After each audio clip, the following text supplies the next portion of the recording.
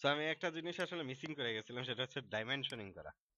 একটা অবজেক্ট আমি ড্র করতে যাচ্ছি এবং সেটার আসলে মাপ দিতে চাই। সে 10 ইঞ্চি বাই 10 ইঞ্চি দিলাম, হোয়াট এভার। এই 10 ইঞ্চি বাই 10 ইঞ্চি এই জিনিসটা, এটা আমি এটা এইভাবে দেখতে পারি, বাট এইভাবে আসলে চাপ দিয়ে দেখতে হবে। আর খাতার মধ্যে মানে প্রিন্ট করলে, প্রিন্ট করা একটা কিন্তু প্রিন্ট করলে কিন্তু আমার এই জিনিসটা আমি দেখতে পাবো না।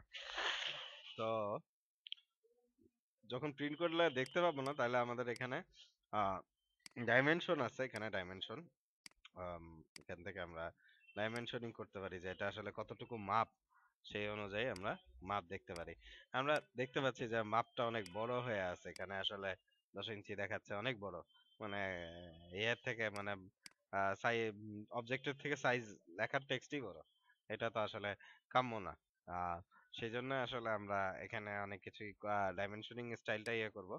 আমি ডাইমেনশনিং এর এগুলি নিয়ে আমি পরে আলোচনা করব। আমি আগে দেখি যে আমরা ডাইমেনশনিং এর সেটিংসটা কিভাবে করতে পারি। আমরা ডি ফর ডাইমেনশন, দিলাম। এখানে আমরা ডাইমেনশনের মডিফাই করতে পারি, ঠিক আছে।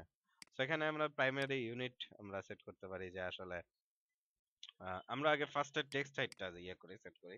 কারণ আমাদের এখানে দেখা যাচ্ছে যে আমাদের টেক্সট হাইট আছে অনেক বেশি। আমি দিয়ে দিলাম যে 2 ইঞ্চি। এন্ড দেন হচ্ছে গিয়ে এবার আমরা যদি এটাকে ডাইমেনশনিং করি, হ্যাঁ, লিনিয়ার, আমি চাপ দিলাম, দেন হচ্ছে গিয়ে এটা ছোট, এটা বেশ ছোট হয়ে গেছে। কিন্তু আবার যদি এরকম হয় যে অনেক বড় একটা ড্রয়িং, মনে করেন যে 500 feet by 500 feet, 500 feet by 500 feet, তখন কি হবে?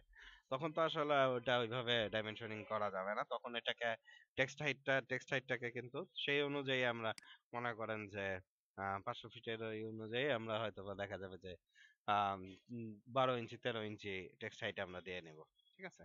আচ্ছা, এরপরে আমি আরেকটা জিনিস আসতেছি, প্রাইমারি ইউনিট। আমরা আর্কিটেকচারাল বা ইঞ্জিনিয়ারিং, আমাদের এখানে ফিট, যেহেতু এটা 10 ইঞ্চি, আমরা এটা একটা একটু কাজ করি, একটা এক্সট্রেস করে একটু বাড়ায় দেই, সামথিং লাইক, দেখতে পাচ্ছেন এবার আর্কিটেকচারাল ইউনিটে দেখাচ্ছে জিনিসটা।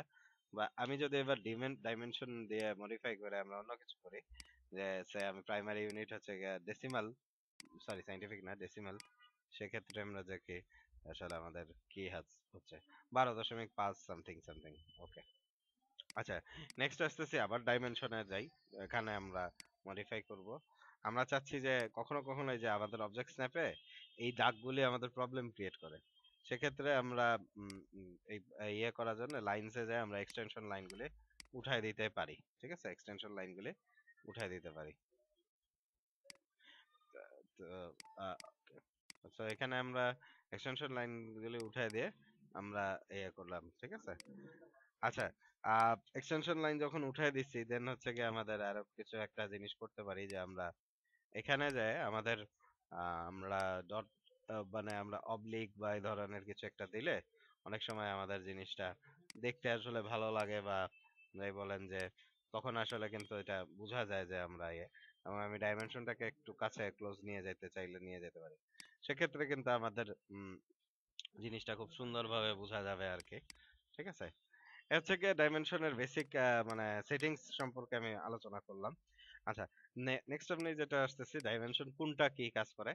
আমি প্রথমটা হচ্ছে গিয়ে লিনিয়ার, যেটা হচ্ছে গিয়ে স্ট্রেট লাইনের জন্য হিসাব করব।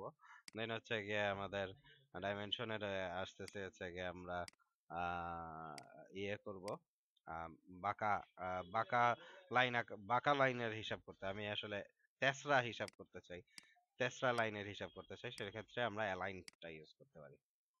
হ্যাঁ, দেখেন অ্যালাইনড আর এই একই জিনিস আমি অ্যালাইন না, আমি লিনিয়ার নিতেছি, কত আসলে মাপ আসে।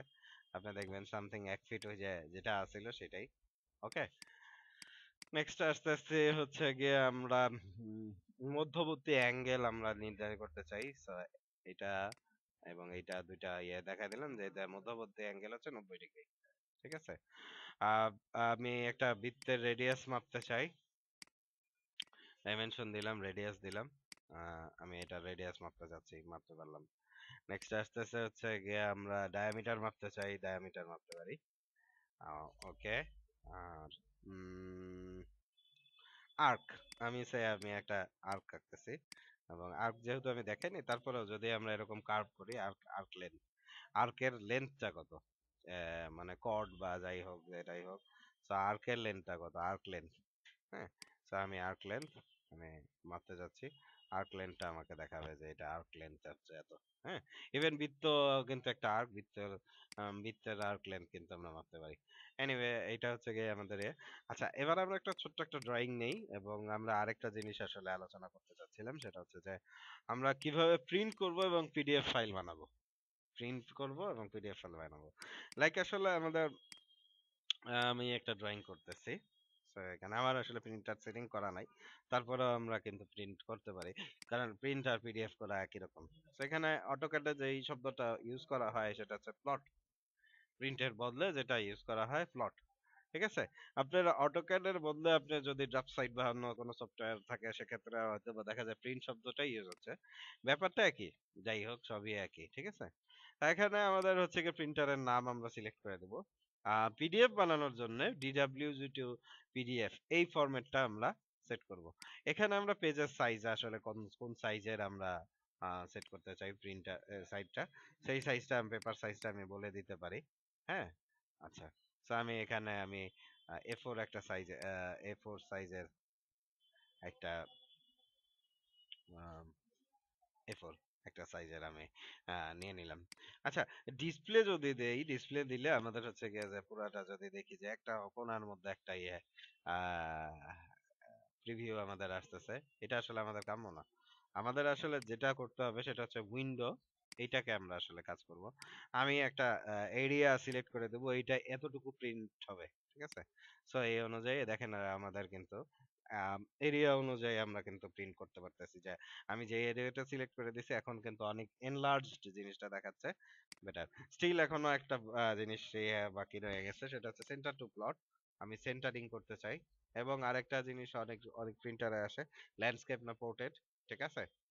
এটাকে এই বরাবর না ওই বরাবর আমরা প্রিন্ট করতে চাই, সেভাবে আমরা প্রিন্ট করতে পারি। সো আমরা প্লটে দিয়ে দিলাম এবং ফাইলের নাম দিলাম যে whatever ড্রয়িং।